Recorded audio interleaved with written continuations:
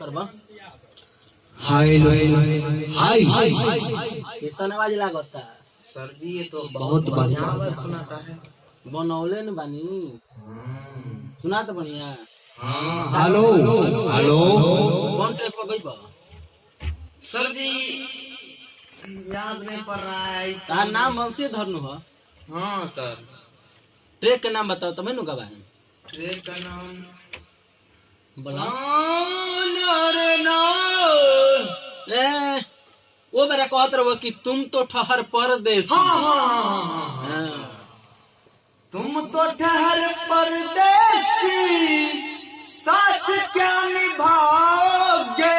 हाँ वही में के ही नया पर खेसारी गौले बड़ा खेसारी। हाँ खेसारी भैया गाँव हाँ कौन है बताइबा तब न वही के लगावले दुबई वाले पिया हो। ये ना बा वही के लॉय में बताइबा तब न हम ट्रैक लगाए। अच्छा लाइन नहीं तब बात है सर इधर उधर गाए ना दो चार में स्टूडियो में डायरेक्टर साहब सिखाया लेकिन ये गाना आपको सर बहुत फेवरेट लगा। कौन गाना तनी खाए दो ये छोटी अच्छा लागल नु। हाँ सर ये गाना तो बहुत बदल है हमरा के उ त अच्छा लगल सब बात ठीक बा त तोहरा गावे के बा ओई के बात बताइबा हम बोलाइए हाँ वो है सर तुम तो ठहर परदेसी साथ क्या निभाओगे। इहे हो ते पर खेसारी जी ना गौले रहल हम। हाँ वो है निकाली ना हम गा लेम। दुबई वाला पिया। हाँ हमरा विश्वास बा हम गा लेम पक्का पक्का निकाली हो। चल भाई ई दोसर हो का। हाँ रुको लगावत तनी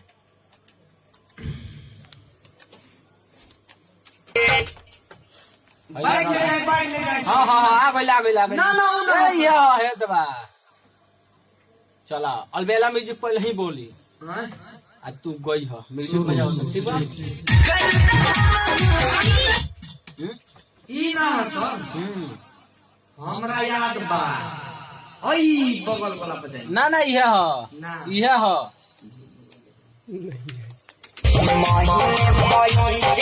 हाँ हाँ हाँ चलो बजाओ तनी ठीक सर। Presented by Alvina Recording Studio, Simra.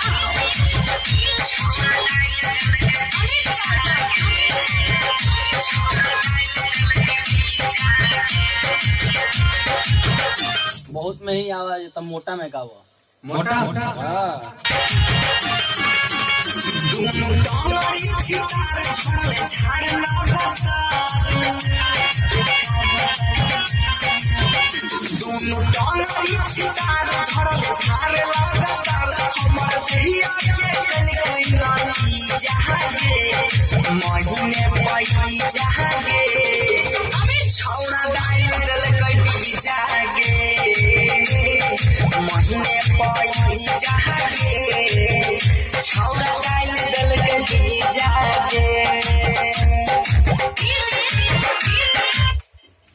अंतरा का बा अंतरा ये ठीक भइल नु।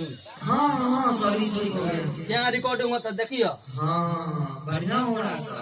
हाँ पहिल का फर्स्ट अंतरा बोलो ठीक बजाओ तनी ठीक बा। ठीक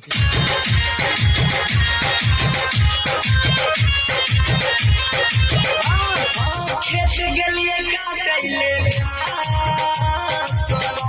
किनारे के पास देखल गई जे हमरा या केला रे सखी छोरा से ना भेले छोरा से ना भेले खेत गलिए का कैले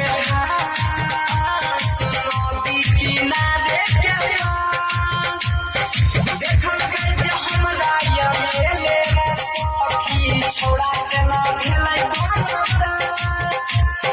हाथ डाल के जहाँ छोड़ा डाल के भी जागे मोहिने मोही जागे छोड़ा डाल के भी जागे का गाओ तार बीजा का होला। वो नहीं आप समझिएगा सर। हम गाओ तनी हमरा नहीं आप भोजपुरी जानते हैं। ठीक है तो गाड़ी ये सुनिए ना सर, ये जो है ना हम अपना भाषा में गाते हैं। अच्छा अच्छा चलो ठीक है तो आपको समझ में नहीं आएगा, गवाइए ना आप। ठीक है अगला अंतरा गाओ तो ये अच्छा हुआ है।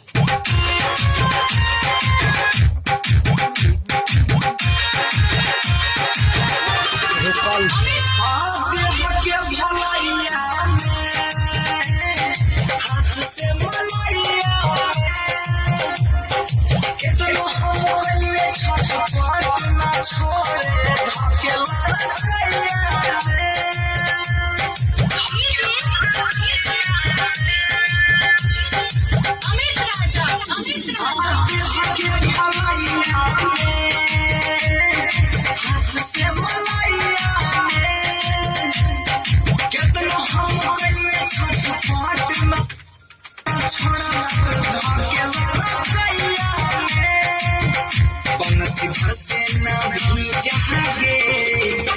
छोड़ बताइए गल कभी जागे माही मोई जागे, छोड़ बताइए गल कभी जागे।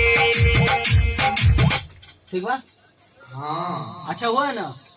हाँ सर ये ठीक है तो हो रहा है। आप कहाँ सीखे हैं इतना काम? काम के बारे में नाम मत लो, नहीं तो दूसरा कोई भी तो वही बात करेगा। हाँ ठीक है चलिए सर, हम अगला बार से यहीं पर आएंगे, कोई दिक्कत नहीं। ठीक।